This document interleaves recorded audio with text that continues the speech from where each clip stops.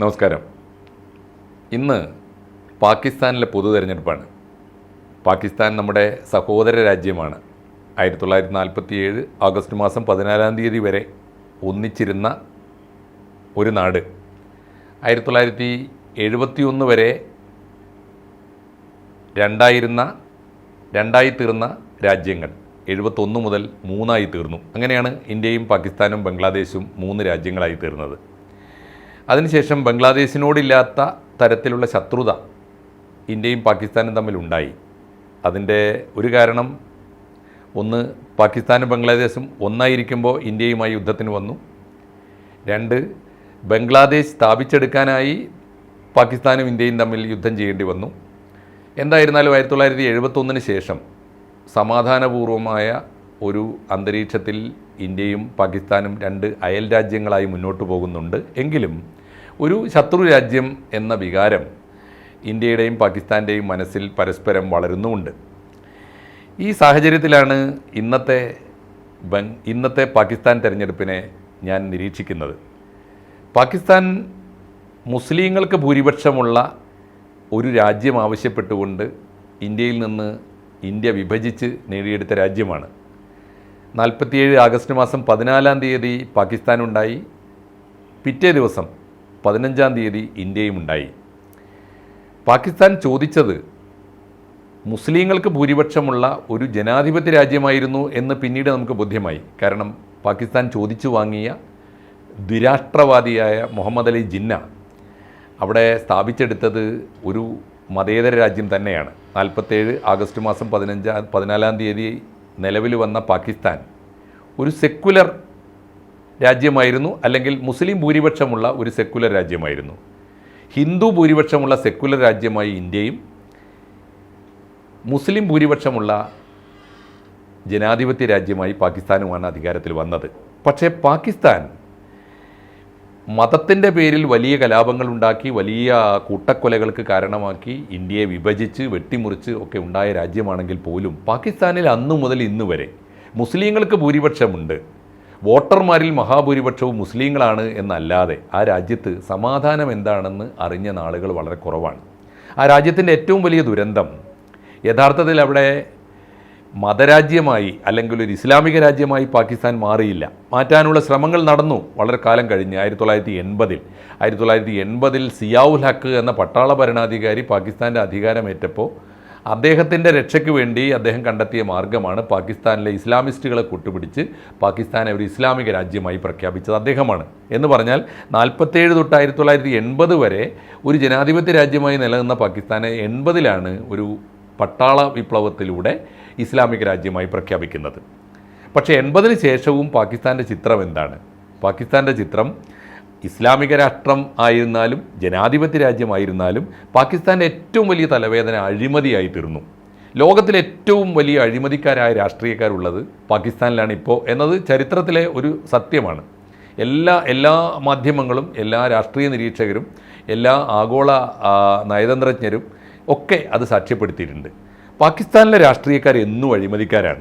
അത് ഇപ്പോൾ നിലനിൽക്കുന്ന സമീപകാലം വരെയുള്ള ചിത്രം മാത്രമല്ല, അഴിമതിക്കാരായ രാഷ്ട്രീയക്കാരുടെ മാഫിയ പ്രവർത്തനം കൊണ്ട് പരസ്പരം കൊല്ലപ്പെടുന്ന രാഷ്ട്രീയക്കാരാണ് ഒട്ടുമിക്കവരും. ഇപ്പോൾ ഇന്ത്യയിൽ രാഷ്ട്രീയക്കാരായി കൊല്ലപ്പെട്ടത് മഹാത്മാഗാന്ധിയുടെ വധമാണ് ഒന്ന്. അത് കഴിഞ്ഞിട്ട് ഇന്ദിരാഗാന്ധിയുടെയും രാജീവ് ഗാന്ധിയുടെയും വധം ഉണ്ടായി.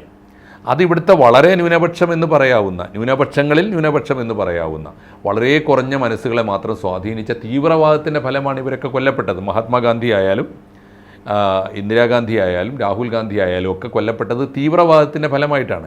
ആ തീവ്രവാദം ഈ രാജ്യത്തെ മഹാഭൂരിപക്ഷത്തിൻ്റെയും മനസ്സുകളെ സ്വാധീനിച്ച ഒന്നല്ല. എന്നാൽ പാകിസ്ഥാനിലെ രാഷ്ട്രീയ നേതാക്കന്മാർ ഭൂട്ടോ കൊല്ലപ്പെടുന്നത് അവിടുത്തെ രാഷ്ട്രീയമായ ഏറ്റുമുട്ടലിൻ്റെ ഫലമായിട്ടാണ്.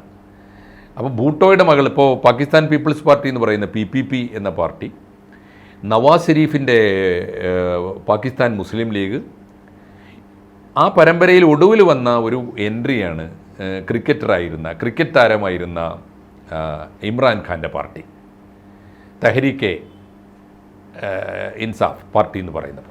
ഈ പ്രധാനപ്പെട്ട 3 പാർട്ടികൾ. പക്ഷേ പാകിസ്ഥാൻ്റെ ശാപം ഏറ്റവും പ്രധാനപ്പെട്ടത് അഴിമതിയാണ്. രാഷ്ട്രീയക്കാരെല്ലാം അഴിമതിക്കാരാണ്. അഴിമതിയിൽ നിന്ന് മുക്തമായ ഒരു രാഷ്ട്രീയ നേതാവും പാകിസ്ഥാൻ ഇന്ന് വരെ ഭരിച്ചിട്ടില്ല.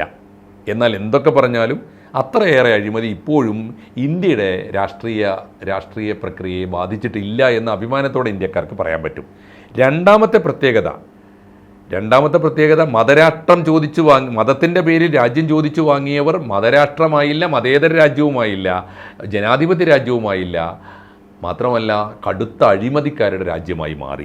ഏത് രാഷ്ട്രീയ പാർട്ടിയും തീർച്ചയായിട്ടും മുസ്ലിങ്ങളുടെ പാർട്ടികളാണ്. മുസ്ലിങ്ങൾ ഭൂരിപക്ഷമുള്ള പാർട്ടികളാണ്. മുസ്ലിങ്ങൾ പല പാർട്ടികളായി പരസ്പരം മത്സരിച്ച് പരസ്പരം കൊന്ന് പരസ്പരം അക്രമം കാണിക്കുമ്പോഴും അഴിമതിയുടെ കാര്യത്തിലും അവർ മത്സരിച്ചു. ആർക്കും യാതൊരു കുറവും ഉണ്ടായിരുന്നില്ല. മറ്റൊരു പ്രധാനപ്പെട്ട അപകടം ഇന്ത്യൻ ജനാധിപത്യത്തിനില്ലാത്ത വലിയൊരു അപകടം പാകിസ്ഥാന് വന്നത് പട്ടാളത്തിൻ്റെ വലിയ സ്വാധീനമാണ്. ഇന്ത്യയിൽ സത്യത്തിൽ പട്ടാളം ഒരു ഉപകരണം മാത്രമാണ്. ഇന്ത്യയിലെ 3 എസ്റ്റേറ്റുകൾ എന്ന് പറയുന്നത് ലെജിസ്ലേച്ചറാണ്, മറ്റൊന്ന് എക്സിക്യൂട്ടീവാണ്, മറ്റൊന്ന് ജുഡീഷ്യറിയാണ്. നിയമനിർമ്മാണ സഭകൾ, പാർലമെൻറ്റ്, അത് കഴിഞ്ഞാൽ ഇവിടുത്തെ എക്സിക്യൂട്ടീവ് അല്ലെങ്കിൽ ഉദ്യോഗസ്ഥ വൃന്ദം, അത് കഴിഞ്ഞാൽ ഇന്ത്യയിലെ നീതിന്യായ പീഠം അല്ലെങ്കിൽ ജുഡീഷ്യറി. അതിനെയൊക്കെ കാവലോടെ കാത്തു സൂക്ഷിക്കുന്ന വലിയ ജാഗ്രതയോടെ നിലകൊള്ളുന്ന 4th എസ്റ്റേറ്റ് അല്ലെങ്കിൽ മീഡിയ, അതൊക്കെ ഇന്ത്യയിൽ വളരെ ശക്തമാണ്. പക്ഷേ പാകിസ്ഥാൻ്റെ അപകടം ഇതൊന്നുമല്ല. ഈ 4 എസ്റ്റേറ്റുകളെക്കാളും അപ്രധാനമായ 4 എസ്റ്റേറ്റുകളും വളരെ അപ്രധാനമായിട്ട് കാണുന്ന ഇന്ത്യയിൽ വളരെ ഇന്ത്യയിലെ ജനാധിപത്യത്തിൻ്റെ ഒരു സഹായികൾ മാത്രമായ പട്ടാളം, ഇന്ത്യയിലെ ലെജിസ്ലേച്ചറിൻ്റെ തീരുമാനമനുസരിച്ച് എക്സിക്യൂട്ടീവും എടുക്കുന്ന തീരുമാനങ്ങൾ നടപ്പാക്കാനുള്ള ഏജന്റുമാർ, ഉദ്യോഗസ്ഥർ മാത്രമാണ് പട്ടാളം. എന്നാൽ പാകിസ്ഥാനിലെ പട്ടാളം ഇതിൻ്റെയൊക്കെ മീതെയാണ്.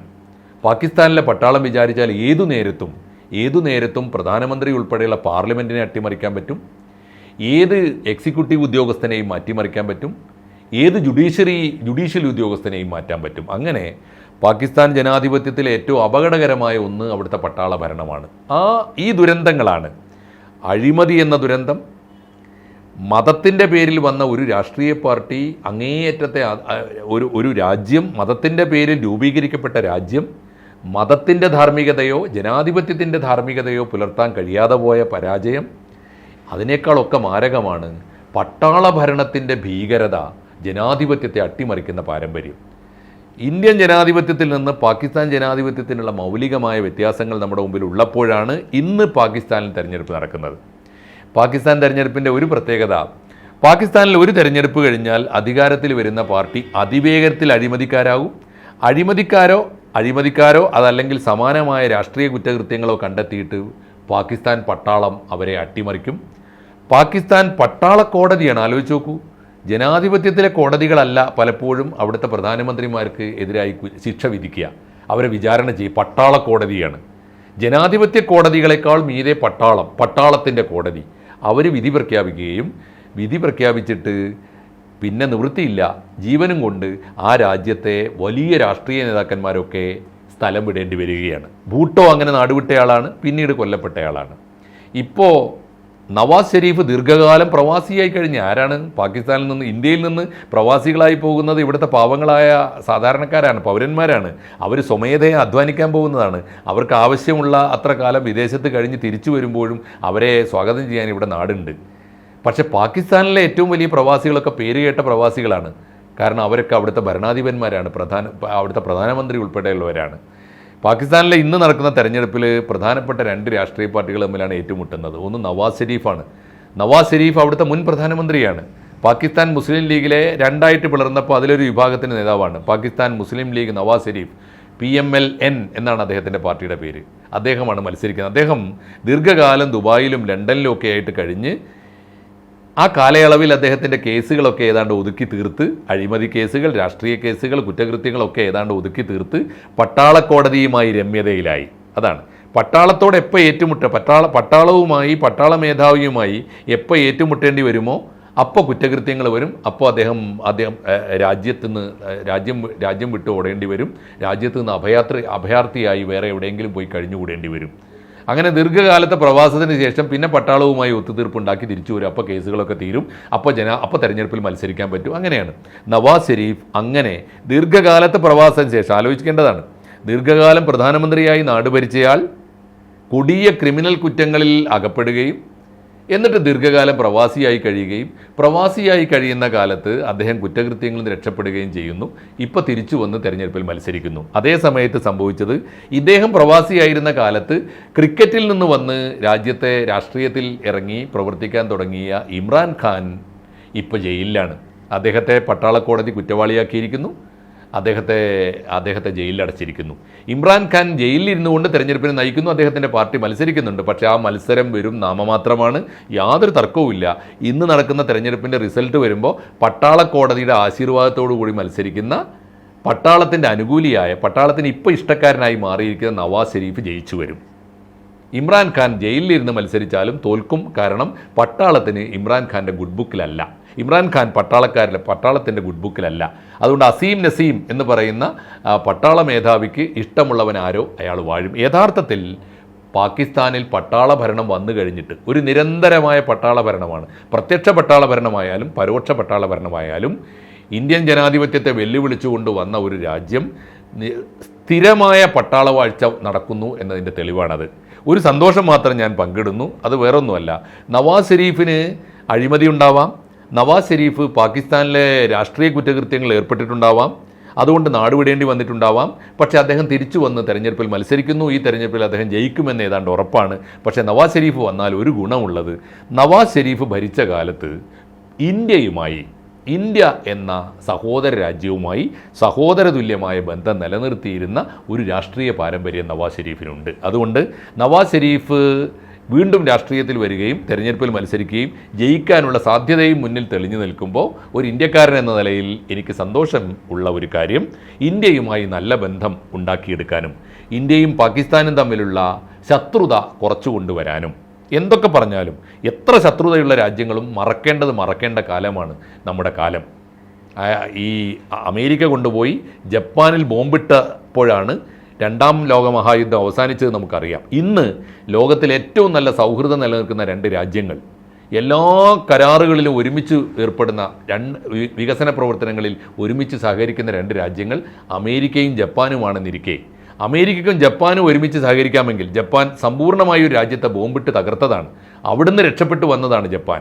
ആ ജപ്പാന് അമേരിക്കയുമായി സഹകരിക്കാൻ സാധിക്കുന്നുണ്ടെങ്കിൽ ഇന്ത്യയും പാകിസ്ഥാനും തമ്മിലുള്ള ശത്രുത എത്രയും വേഗം കുറച്ചു കൊണ്ടുവരികയും പരസ്പരമുള്ള സാഹോദര്യത്തിലേക്ക് വളരുകയും ചെയ്യേണ്ട ഒരു കാലത്താണ്. അത് അനിവാര്യമായൊരു കാലത്താണ് പാകിസ്ഥാനിൽ പുതിയ തെരഞ്ഞെടുപ്പ് നടക്കുന്നത്, നവാസ് ഷെരീഫ് അധികാരത്തിൽ വരാനുള്ള സാധ്യത തെളിയുന്നത്.